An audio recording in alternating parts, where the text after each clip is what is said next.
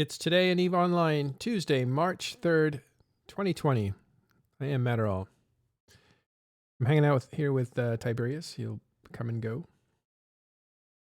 We're going to check out what's going on in EVE Online and what's going on in the world. It is Super Tuesday today in real life U.S. American politics. It's a big day for primary, which is it's basically a two-party system for those that don't know around the world.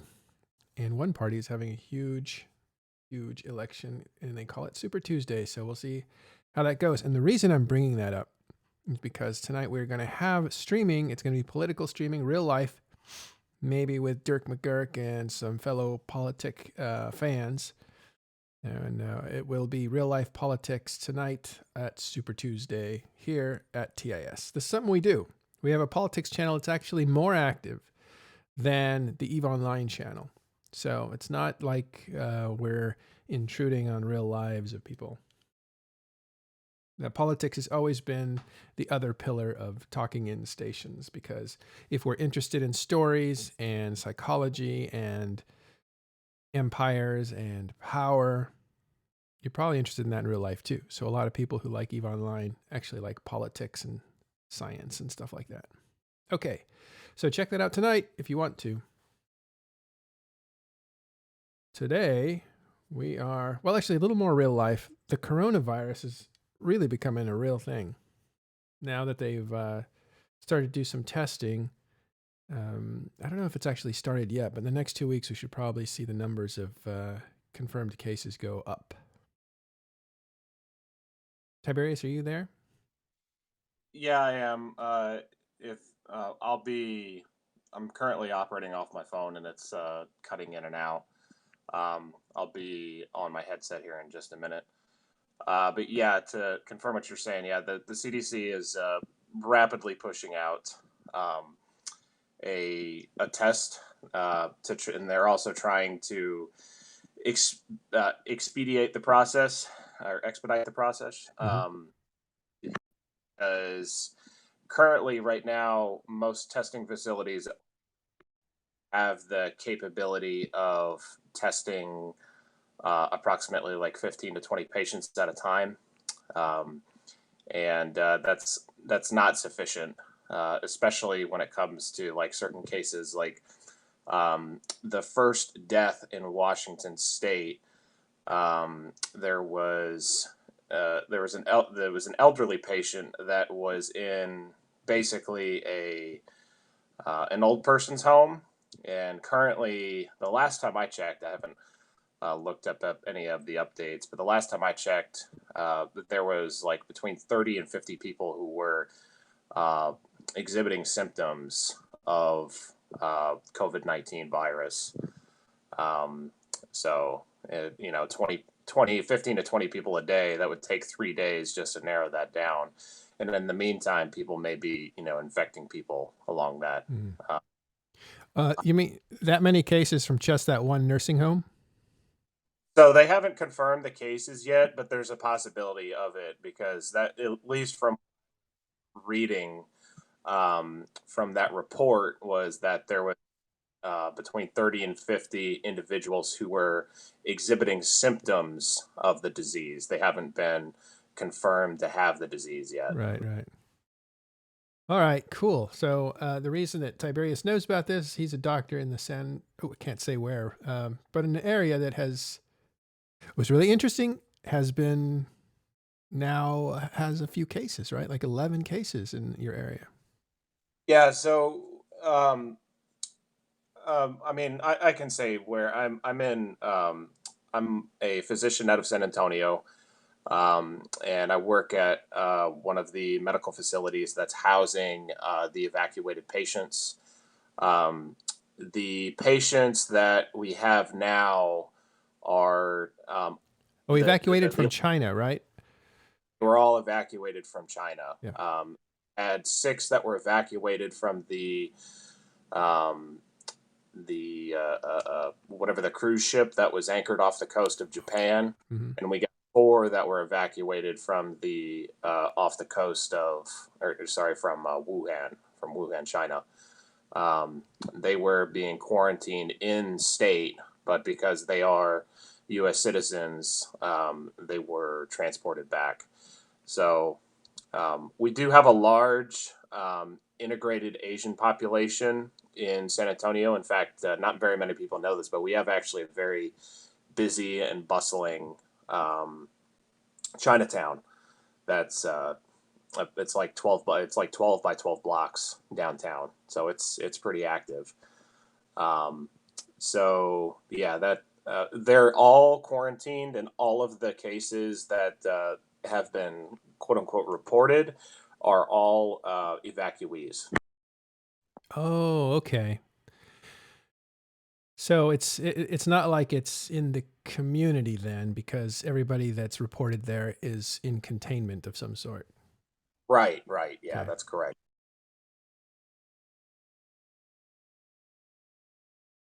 Wild. Okay.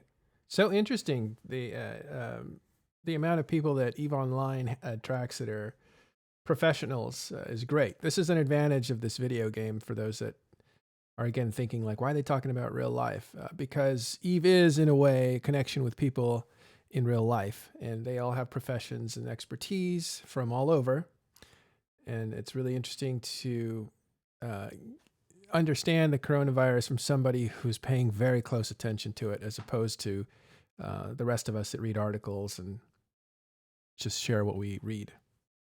And it does have impacts on the game, right? Because they just last week, I think we were talking about this on Friday. They closed FanFest, and especially I think it was the day before Iceland got its first case, and they were unable to trace the origin of the case. I believe in Iceland.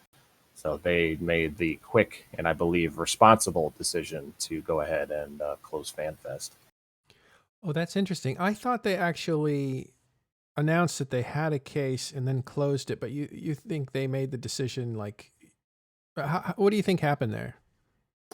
I think that because Iceland is small, um, and knowing knowing that CCP is tries really hard to kind of keep a good outward appearance to not only its fan base but also to the public. And also because they're the biggest game company in Iceland, I believe that it would be a poor PR choice to allow people from however many X number of countries into their country and to congregate there and possibly spread the disease, because there was a lot of people. Iceland and Greenland are like the two countries that a lot of people don't expect pandemic diseases to reach on the early stages of its spread. But as you saw, the disease, they did get a case pretty early on. Yeah, it is wild. Like, I mean, I know it's a global world and people travel back and forth, but so the one case in Iceland, they don't know how that person got it.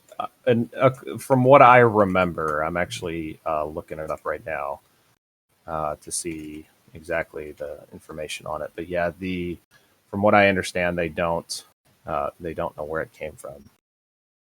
Okay, so now they're actually up to 9 confirmed cases In Iceland?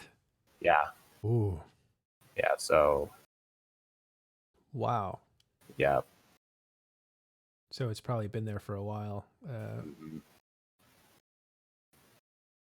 That is that's a little terrifying. I mean, well, that's when they confirmed it. They might have had, well, who knows? They might have had 2 or 3 people spreading it for the last few weeks, for all we know. right. Yeah, that's the problem with this disease, and they need to start increasing the testing of people, because especially when it comes to like any kind of like respiratory illness, one of the main issues with this is that this disease does a really good job of masking itself as like something else. Like, so if you were to look at this, you may think that somebody's got the flu, or just a really bad cold, or like an alert. Like, some people get sick from allergies because it's coming up on allergy season.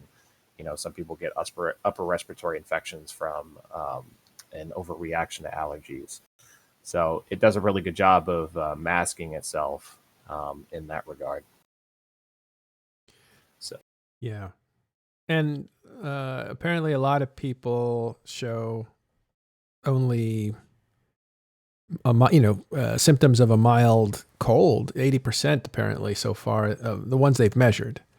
right, yeah, and yeah, that's because a lot of and those are usually people between the ages of 18 to 40, because they have the healthiest immune. Um, so they usually end up just like you said, just end up being a mild cold, mid to low grade fever, a cough, some sneezing, and in rare cases, there have been people with renal failure, but that's usually when you're like hospitalized. So, Oh, yikes. yeah. All right. Before I get depressed talking about it, by the way, I just sold my car. I had a car for 16 years, a BMW, beautiful old 1990 white one. I sold it to a friend. And so now I'm like without a car, and I'm thinking, we want to stay a one car family and use I wanted to use public transportation, but now this is a terrible time for a pandemic. Because now I'm thinking, I don't know. You can still realistically use public transportation. This disease hasn't necessarily reached a pandemic level yet, right? Like there's not multi-millions of people that have acquired this disease. You can still generally go about your daily lives and be okay. And the real thing is that if you're going to be if you're going to be in close proximity with people, it would be advisable to wear a face mask, or any kind of like cover for your hands. So if it's cold out, you can wear leather gloves. If not, and you want to wear just regular gloves, then that's totally fine too. But, yeah. So a machine here in chat says, don't touch your eyes or nose or your mouth, and wash your hands often, and you're good to go. You should be good to go. Yep, and that's definitely a good thing. That's correct. The average person touches their face between 40 and 80 times a day. And that can be any part of your face. Could be, your chin, your cheek, your nose, the forehead. Doesn't really matter, because the disease can stay on those surfaces of your skin, and then later you can touch them, and then touch the membranes of your mouth and your nose. So transferred that way. This is a lange. Something. This is a lange, right? So something the local news channel here ran. I don't know, 6 months ago, 8 months ago. It was a really interesting article, and I don't know if it was clickbait or not, but they said a study had determined that the best thing you could do for your health, even better than your diet, was to wash your hands regularly in daily life. Wash your hands 4 to 6 times a day. I mean, for your overall health, long-term survival as a human, is just to wash your hands. Why is that? Because every virus and disease you get weakens you, or just overall better for your health? It's not that the diseases weaken you. It's just that it vastly reduces your chance of acquiring any kind of disease that can cause long-term illness. So, like a cold or the flu, pick one. It's usually can survive on surfaces and is short-term airborne. So just in general, washing your hands is good for your health in general. Yeah. Yep. Not just avoiding viruses, but in general. Yep. Wow. No idea. And it's this was interesting too, and kind of an addenda to that. about 2 months before that, the same news channel said they had found a study that said airports, it's all the worst part of an airport by far for germs is a security check when you get. So wash your hands every time you leave that. Yeah, good travel advice. Super interesting. All right. Anything else you want to tell us, Tiberius, about the outbreak? Like, what's it? What's your assessment of this? Is this thing going to be really strong in the fall? Yeah, so I don't suspect that we're going to see much of an issue with this. Not much of an issue. I don't think we're going to see as strong of an issue with this until flu season starts towards the end of this year. We're coming up on spring. I mean, here in Texas, the high today is going to be 79. Um, this disease does really well in dry and cool environments, Uh-oh. as most diseases do. One of the things that I'm in China Colorado. was, go ahead.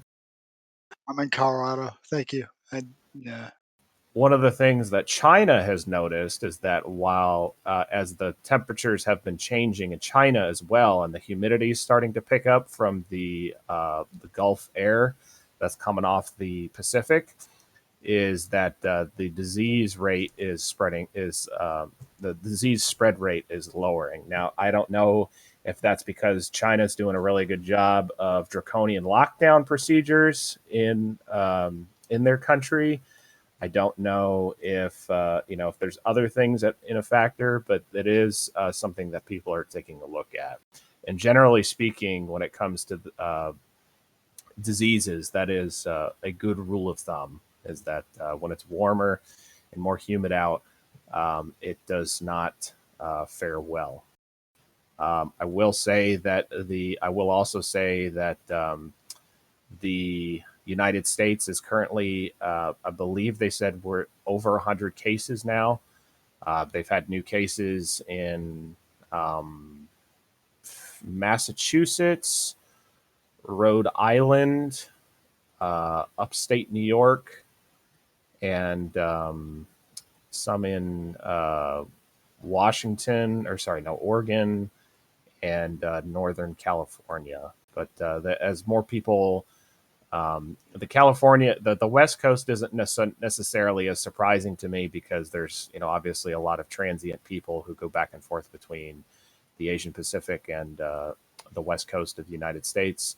But I was a little surprised to see stuff coming from the New England area. And I believe that's because there's people who are traveling. Boston and New York are usually transient locations for people who are traveling to Europe. Mhm. So I think some people got exposed in Italy. Italy is like exploding.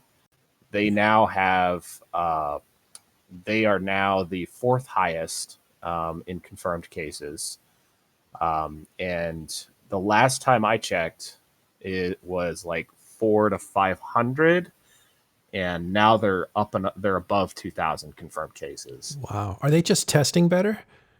Yeah, they're testing more efficiently. They're in a bit of a panic right now because of the amount of exposures they've had.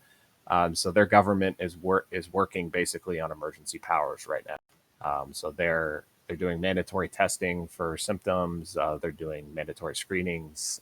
They're doing a lot of stuff. So they might have just a better idea of what's in Italy as opposed to Right. other countries. Right. And that's explosive. That's a lot. Yeah, that was a huge jump. I think, in fact, that was probably the largest jump since the Wuhan explosion. Yeah. We should South Korea is up and also Mhm. now above 5,000 cases. Yeah, so that's and I think the total cases, if I can double check this real quick, total cases now are 92,000. Total. Yeah, total. That are documented. Yeah, that are documented. So one last thing, and I'll stop talking about this. One last thing that I do want to discuss on this is that the vast majority of these cases end up being the vast majority of people who acquire this disease end up recovering. I don't have those data points directly in front of me; those are back at my office. But the percentage of death for acquiring this disease between the age of 18 to like 55, I believe, averaged altogether is about 0.6%, whereas the death rate for people over the age of 55 is like 8%. Oof. So that's and young children are also or have a higher percentage. Now there's a further breakdown of the percentages, like a more accurate breakdown, I think within like a 10-year age bracket. But that, there shouldn't be panic like the whole world's going to fall apart, everyone's going to die kind of thing. The vast majority, in fact, over 60% now of people who have acquired this disease have fully recovered and are living normal lives. Yeah, that's interesting. ICANN in chat here says, well, that depends on factors, though. If you are prone to heart disease, diabetes, no matter what age, you're at a much higher risk. Yeah, that's true. Oof, that's terrifying. Even if you're prone to it, or if you've had, if you're wrestling with it, is there a difference? It generally, when you have any kind of when you're at risk for any kind of disease, or you have acquired those diseases, you have a lowered immune response, just because your body has to focus energy on other things other than responding to your immune system. Because technically a disease in your body is an injury. Your body is always trying to fix that injury. So it cannot devote the same amount of resources and energy it could to your immune response. Herc asks, do you get immunity to this after you have it? And there was a question about being reinfected by this. Did you hear about that? Yeah, so that's from what I understand, those are unconfirmed reports. What happens when you get a disease like this, especially if you have a what's the word I'm looking for here? A adverse reaction to it, which means like a bad reaction to whatever disease that you get. Generally speaking, you can still test positive for a disease even after even after you have recovered from it. And because you can still test positive for it, you can still be a carrier for the disease, which means that you could still technically spread the disease. But I haven't been able to actually look at that literature yet. I do know that they have talked about it, but I cannot accurately and so you may not suffer from it, or you may not be at risk after that, but you may put other people at risk. Right, that's correct. If the situation is accurate, if you can carry it after you've recovered from it. That's ominous too. That's no small thing. I'm sorry, I got busy and I couldn't hear the response to that. Can you catch it twice? Is that what you said or not? Yeah, so you can there have been instances, and I'm gonna go off of what a guy said here in chat. He says that at the time there have been many instances where reinfection have occurred. There are times when you can acquire a disease that your immune response is it affects your immune system so bad that you can still test positive for a disease, and you can reacquire it to a certain extent, whereas your body, where the disease will repopulate um, and you can, you can get symptoms of it again, or you won't, but you can still also be a carrier of it. Yeah, there's one other thing here, one other question, and then we'll move on. Airborne, is this is mostly on surfaces where people cough and somebody who doesn't have it will touch and acquire it that way. But is this airborne? Any evidence yet? So airborne diseases are kind of it's a interesting word to use. So like when people think of an airborne disease, they think of like the classical sense of a pandemic where it survives in the air and it can like be carried like hundreds of miles away, and then somebody can get it through that. That's not that's not what this kind of disease is. But classic sci-fi. Right, exactly, yeah. So with an airborne disease in the classical sense, in terms of medical, what happens is that the disease can survive in the water droplets that you expel whenever you cough, sneeze, any mucus that you uh, spit out, Yeah. or blow out of your nose. It can survive in that, in the sense that, so if you cough, if you ever seen like a light where you like sneeze and you see like a bunch of like little stuff like coming out of your mouth or whatever, the disease can survive in those particles, and that it can be airborne, quote unquote, to the extent in which the particles are a mist in the air. Yeah, a mist in the air, and that can be carried as far as like 5 to 6 feet to an extent. Yeah, when people cough and sneeze. So it's not in the air, it's in little water particles that people are expelling. Right. Yeah. Instead of like the Andromeda strain, where it's just out there existing in the air. Yep. Oh, that's so interesting. So if you guys are interested, we're talking Tiberius, who's a doctor out of San Antonio and is familiar with a lot of the news coming out, because there are 11 patients in the U.S. that are in San Antonio. What was weird was we talked to you before the coronavirus, before I heard that there were 11 patients in San Antonio.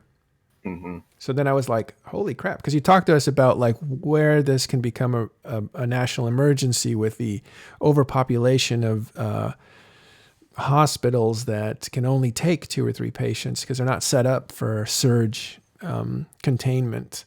Mm-hmm. or isolation chambers or whatever. Right.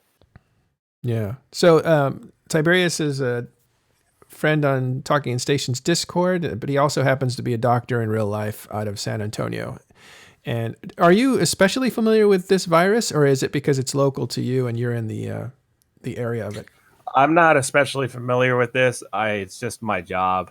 I need to be familiar with it just because I am a physician in an emergency room for a major hospital in San Antonio. So I have been trying to keep as up to date as I possibly can on this information, and reading all of the research and data that is coming out of China and out of South Korea.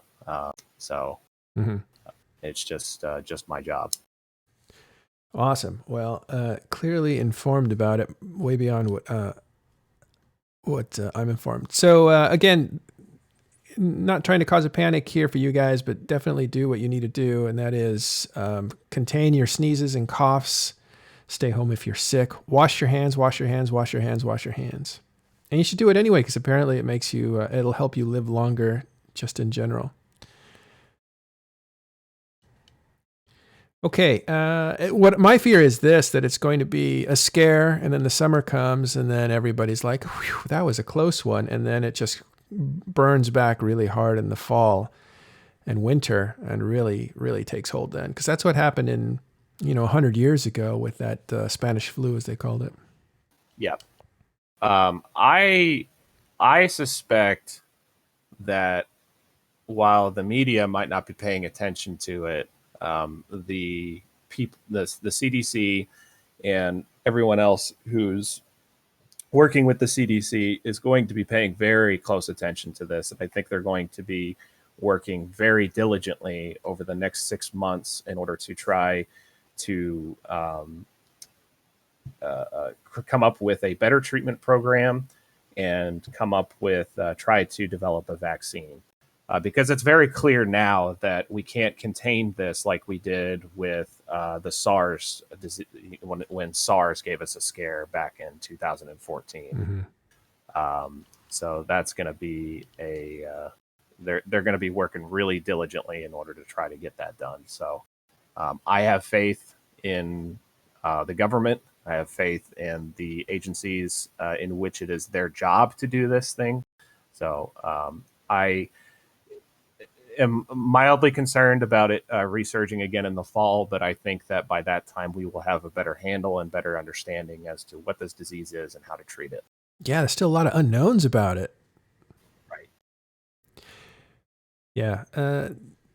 Right. So anyway, people are going to be looking at this. I think I've heard we're still like a year and a half away from a vaccine. So this fall, we're going to be basically unprotected, even if the vaccine even works after that. Yep. So the CDC is going to, I don't suspect they'll come up with a vaccine by the end of the summer. But I do expect that they will have a better treatment protocol by then. I was talking with my alliance last night with about this and kind of giving them a debrief about it. But what's going to happen is that the CDC is going to wait to push out a what's the word I'm looking for here? A vaccine until they know that it has a high efficacy rate, because they don't want to lose the public trust. So if they push out a vaccine, for instance, that has like a 20% efficacy rate and it doesn't work, people are going to lose, particularly vigilance. in America, people are going to lose trust in the government. They're not going to go get the vaccine because the second time it comes around, there's like, well, the first one didn't work. Right. I think they also probably relax their vigilance, which is a defensive mechanism. I would assume that if people are worried that and they take precautions, that's something. And if people all of a sudden hear there's a cure, you're going to be fine, then maybe that vigilance relaxes too. I wonder if that's in the calculation. Yeah, I would imagine it would be. Yeah. All right. One of the interesting things, and I've explained this before, bringing it back to EVE Online, is I was talking with another friend, the founder of fraternity Wind Spirits, and he says, I'm in Wuhan. He just wrote this months ago. This was like in January, I think. And I was like, Wuhan, well, what's that? I thought he was talking about the game. I thought, well, he's in Wuhan. Is that like, a new alliance? Did he move into a new alliance? I had no idea. And then I didn't hear from him for a few weeks, and I was like, oh, Wuhan. So then I wrote him saying like, hey man, be careful. And then a few days later there was evacuation from Wuhan. And so I asked if he made it out, and I didn't hear from him for a few weeks. And then he wrote, nope, I'm still here.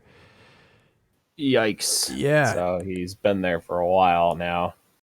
Yeah. And then I didn't hear from him, and I was like, you got to like reach out every week or so I know you're all right. And then he didn't write for a few weeks, and then he wrote, and you're fearing the worst, but chances are he's fine. And he wrote, and he did write, and he did say he was fine. It was a long story, what he'd been going through, and it's terrifying. And, there's death all around. And he'd even had dinner with people who came down with it and stuff, but he had in containment what do they call it? Yeah, he'd contained himself for 14 days and had not shown any symptoms. So, it's crazy. There are EVE players that are affected by this, and he's such a big name in EVE Online. He's like the guy that started fraternity, and really one of the guys that really ushered in a lot of the Chinese players that you guys are now familiar with. Stuck in Wuhan. I'm curious to see what's going to happen to the player count in the coming weeks and months. Russia has actually not Russia did report they have 3 confirmed cases, but only 1 existing. So I'm curious to see what's going to happen to the player base in the instance in which you know Western and Eastern Europe start putting in lockdown procedures, and if they start limiting internet usage at all in order to prevent misinformation. It would be because Europe and the Nordic states and Russia comprise a pretty hefty chunk of the EVE player base.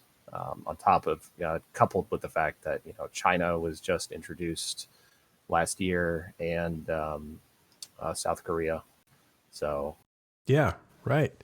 Well, I was thinking that this is like the safe way to socialize, right? And even if if you're sick with the flu, it's no fun. All you want to do is lay down and sleep. It's so miserable. It's not even comfortable sleep. It's just agonizing rest for days and days. But if you're going to be at home and you can't really go out and interact, this might be, you might see the population of EVE players go up. Who knows? Yeah, it could go either way, right? Yeah, you could definitely see more people because like it does during the winter. We always see this cyclically, right? When the summertime comes around for the northern hemisphere countries, everyone goes outside and the average population goes down. But when the wintertime comes around, we still we see a bunch of people come back and spend some time on the game. So definitely could be on a reverse trend. Yeah. Well, we'll talk about EVE next. I'm going to go ahead and stop the stream so that we can not include this in part of the usual programming, since it was more about real life. Again, Super Tuesdays today. It's voting day, at least in California. And we're going to have a Super Tuesday celebration tonight with people in EVE Online that like real life politics in the U.S. So it's going to be a party. We'll be on around Celebration. 8 p.m. Pacific, 8 Misery p.m. session. 8 p.m. Eastern time. So it's 5 p.m. Pacific. That's usually when things start to really clarify themselves. We'll probably go for an hour or two. I'm hoping we'll have 4 or 5 guys that like politics, can talk about it, give some behind the scenes on that. And then also today, just now, we just covered a lot of the COVID-19 disease, the outbreak that's happening all over the world. It's not quite everywhere, but this was a nice review on that. It's good to know because it affects EVE players and also affected, obviously, conferences around the world. So far as we know, EVE Moscow is not canceled. There's been no announcement. Neither has EVE San Diego. But EVE FanFest in Iceland has been canceled because they have now 9 confirmed cases. So I'm pretty sure they don't want a conference from players all over the world coming in a situation like that. Okay, we'll be right back after this.